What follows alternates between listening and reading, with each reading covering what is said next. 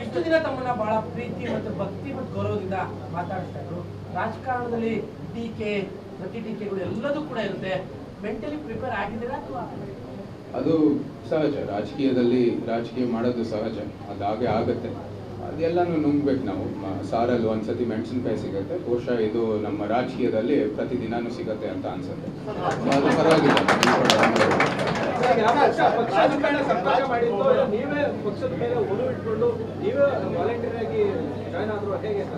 ಇಲ್ಲ, ಅದು ಬೇಕಾದಷ್ಟು ಹೂವಾಗಳು ನಡೆದಿದೆ. ಅದರಲ್ಲಿ ಕೂಡ ಒಂದು ಸ್ಪಷ್ಟೀಕರಣ ಕೊಡ್ತೀವಿ. ನೀವು ಹೇಳಿದಿರ ಅದೇ ರಾಜಸ್ಥಾನ್ ಕಡೆಯಿಂದ ಇದು ಒಂದು ಪ್ರಭಾವ ಇದೆ ಅಂತ, ಅದರಲ್ಲಿ ಏನು ಸತ್ಯವಿಲ್ಲ. ನಮ್ದೇನು ಅದು ಬೇಕಾಗಿಲ್ಲ. ನಮ್ಮ ರಾಜ್ಯದ ಒಂದು ಏನು ಪ್ರೋಸೆಸ್ ಇದೆ ಇಲ್ಲೇನೆ, ಅದು ಎಲ್ಲ ರೀತಿ ಒಂದು ಸಾಮಾನ್ಯ ವ್ಯಕ್ತಿಯಾಗಿ ಆ ಪ್ರೋಸೆಸ್ಸಲ್ಲಿ ಮುಂದೆ ಹೋಗಿದೆ.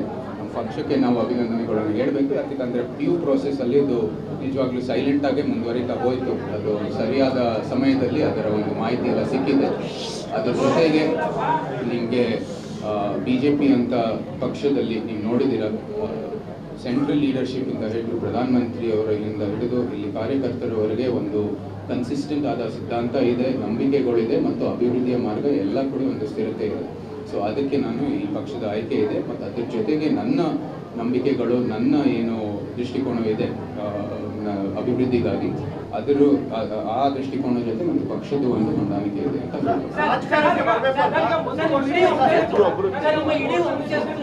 ಮೈಸೂರಿಗೆ ಕೊಟ್ಟಿರುವಂತಹ ಕೊಡುಗೆ ಅದಕ್ಕೆ ನಿಮ್ಮ ಕನಸಿನ ಮೈಸೂರಿನ ವಿಚಾರದಲ್ಲಿ ಏನು ಇಟ್ಕೊಂಡಿದ್ದಾರೆ?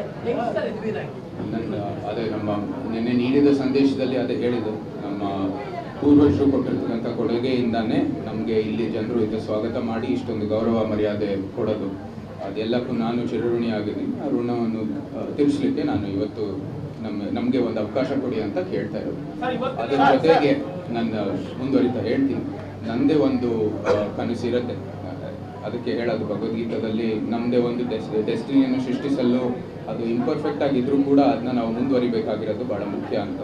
ಸೊ ಅದಕ್ಕಾಗಿ ನನ್ನ ಪ್ರಕಾರದಲ್ಲಿ ಪ್ರವಾಸೋದ್ಯಮಕ್ಕಾಗಿ ಮೈಸೂರಿನ ಕೇಂದ್ರವಾಗಬೇಕು, ಇಡೀ ದಕ್ಷಿಣ ಭಾರತಕ್ಕೆ ಅದು ಒಂದು ಕೇಂದ್ರ ಆಗಬೇಕು ಅಂತ ಇದು ಬೇಕಾದಷ್ಟೇ ನಿಮ್ಮ ಮುಂದೆ ಇಟ್ಟಿದ್ದೀನಿ. ಅದ್ರ ಜೊತೆಗೆ ನಿಮಗೆ ಗೊತ್ತಿದೆ, ಮೈಸೂರಿನಲ್ಲಿ ಸುಮಾರು ಅನೇಕ ಬ್ರ್ಯಾಂಡ್ ಮೈಸೂರಾಗಿ ಬೇರೆ ಬೇರೆ ಬ್ರ್ಯಾಂಡ್ಗಳಿದೆ. ಅದೆಲ್ಲನೂ ಕೂಡ ನಾವು ಪ್ರೋತ್ಸಾಹ ಮಾಡಿ ಮುಂದುವರಿತೀವಿ. ಮತ್ತು ಇಲ್ಲಿ ಪಕ್ಷದ ಮುಖಂಡರು ಇದ್ದಾರೆ, ಮಾರ್ಗದರ್ಶನ ನೀಡ್ತಾರೆ ಯಾವ ರೀತಿ ಇಂಥ ಎಲ್ಲ ಸಾರ್ವಜನಿಕ ಯೋಜನೆಗಳನ್ನು ಏನು ಬರ್ತಾ ಇದೆ ಕೇಂದ್ರದಿಂದ ಅದರ ಇಂಪ್ಲಿಮೆಂಟೇಷನ್ ಜಾರಿ ಹೇಗೆ ಮಾಡೋದು ಮತ್ತು ಅದು ಎಲ್ಲರಿಗೂ ಮುಟ್ಟಿಸೋದು ಅಂಥದ್ದು ಹೇಗೆ ಮಾಡೋದು ಅಂತ ಅವರ ಸಲಹೆಯೊಂದಿಗೆ ನಾವು ಮುಂದುವರಿತೀವಿ.